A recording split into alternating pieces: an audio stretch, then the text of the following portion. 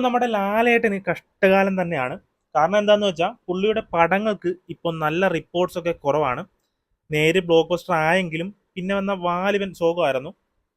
പക്ഷെ നമ്മുടെ ജോഷി സാറിന്റെ കൂടെ പിന്നെ ഒരു പടം അനൗൺസ് ചെയ്തപ്പോൾ എല്ലാവർക്കും ഒരു പ്രതീക്ഷ ഉണ്ടായിരുന്നു. കാരണം നല്ലൊരു ടീമിനെയാണ് കിട്ടിയിരിക്കുന്നത്. ചെമ്പൻ വിനോദ്, സമീർ താഹിർ ഒക്കെ ഉണ്ട്. ഒരു മോഷൻ പോസ്റ്റർ ഒക്കെ പോലെ ഒരു സാധനം ഇറക്കിയിട്ടുണ്ടായിരുന്നു. നല്ലൊരു അടിപ്പടം വരുന്നു എന്ന ലേബലിലാണ് റംബാൻ പറഞ്ഞുകൊണ്ടിരുന്നത്. പക്ഷെ ഇപ്പൊ അറിയുന്നത് റംബാൻ ഡ്രോപ്പായി എന്നൊക്കെയാണ്. അതുകൊണ്ട് നമ്മൾ ഇന്ന് നോക്കാൻ പോകുന്നത് റംബാൻ ഡ്രോപ്പ് ആയോ, എങ്കിൽ എന്തായിരിക്കും കാരണം എന്നൊക്കെയാണ്. അപ്പോൾ നേരെ പോയേക്കാം.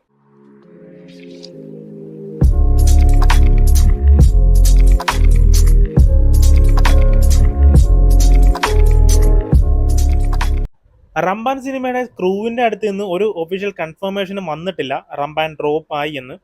പക്ഷേ ഒരു പത്രവാർത്ത പോലെയൊക്കെ വന്നിട്ടുണ്ടായിരുന്നു റംബാൻ ഡ്രോപ്പ് ആയി എന്നൊക്കെ. കൂടുതൽ ആളുകളും ഇത് ഡ്രോപ്പ് ആയി എന്ന് പറയാനുള്ളൊരു കാരണം ബഡ്ജറ്റ് ഇഷ്യൂ ആണെന്നാണ് എനിക്ക് തോന്നുന്നത്. കാരണം നല്ല രീതിയിൽ ബഡ്ജറ്റ് വരും എന്നൊക്കെ പറഞ്ഞിട്ടുണ്ടായിരുന്നു. ബഡ്ജറ്റ് കുറവായതുകൊണ്ട് ഡ്രോപ്പ് ആയി എന്നാണ് മെജോറിറ്റി ഓഫ് ആൾക്കാരും പറയുന്നത്. പക്ഷെ എനിക്ക് അങ്ങനെ ഒരു ഇഷ്യൂ ആയിട്ട് തോന്നുന്നില്ല. കാരണം ബഡ്ജറ്റ് ഇഷ്യൂ ആണെന്ന് എനിക്ക് തോന്നുന്നില്ല. കാരണം എന്താണെന്ന് വെച്ചാൽ ചെമ്പൻ വിനോദിന്റെ ഇന്റർവ്യൂസിലൊക്കെ ഓൾറെഡി പറയുന്നുണ്ടായിരുന്നു ഇത് ഭയങ്കര ബഡ്ജറ്റിൽ വരുന്ന ഒരു പടമാണ്, പുറത്തൊക്കെ പോയി ഷൂട്ട് ചെയ്യണം എന്നൊക്കെ. ഇത്രയും ഒരു മുൻധാരണ ഉണ്ടായിരുന്നെങ്കിൽ ബഡ്ജറ്റിന്റെ പേരിൽ ഇത് ഡ്രോപ്പ് ആവാൻ സാധ്യതയില്ല. ഉണ്ടോ? എനിക്ക് തോന്നുന്നില്ല. ലാലേട്ടനെയൊക്കെ വെച്ച് ബിഗ് ബഡ്ജറ്റ് പടം ഇറക്കാൻ ഇപ്പോഴും ആൾക്കാരുണ്ട്. ഇത്തരം പടം പൊട്ടിച്ചിട്ടുണ്ടെങ്കിൽ അങ്ങനൊന്നും നോക്കത്തില്ല. ലാലേട്ടൻ അത്ര ഒരു മാർക്കറ്റ് ഇപ്പോഴും ഉണ്ട്. പിന്നെ എന്താണ് പ്രശ്നം? ശരിക്കും ഒരു ഫിലിം ഗ്രൂപ്പിൽ കണ്ടതാണ്, കൺഫർമേഷൻ ഒന്നുമില്ല. ടർബോയുടെയും ഇതിന്റെ സ്റ്റോറി ഏകദേശം സെയിം ആണ്. അതുകൊണ്ടാണ് റംബാൻ ഡ്രോപ്പ് ആയതെന്നാണ് കേൾക്കുന്നത്. സെയിം സ്റ്റോറി അതേപോലെ ആയിരിക്കത്തില്ല, ചിലപ്പോൾ സ്റ്റോറിയുടെ കോൺസെപ്റ്റ് ആയിരിക്കും. എക്സാമ്പിൾ ആയിട്ട് പറയുകയാണെങ്കിൽ പുറത്ത് വെച്ച് കുറേ ഷൂട്ട് ഉണ്ടെന്നാണല്ലോ പറയുന്നത്. മമ്മൂക്ക ചെന്നൈയിൽ പോയി അടിയുണ്ടാക്കുന്നു, ലാലേട്ടൻ വേറെ രാജ്യത്ത് പോയി അടിയുണ്ടാക്കുന്നു. നാട്ടിൽ എന്തെങ്കിലും പ്രശ്നം വരുമ്പോൾ നാട് വിട്ട് പുറത്തു പോയിട്ട് അവിടെയുള്ള പ്രശ്നങ്ങളിൽ ഇടപെടുന്നതായിരിക്കാം. മേ ബി ഈ ഒരു കോൺസെപ്റ്റ് ആയിരിക്കാം, ഈ ഒരു സിമിലാരിറ്റി ആയിരിക്കാം പ്രശ്നം. ഈ ഒരു സാമ്യം ആയിരിക്കാം ഉദ്ദേശിക്കുന്നത്.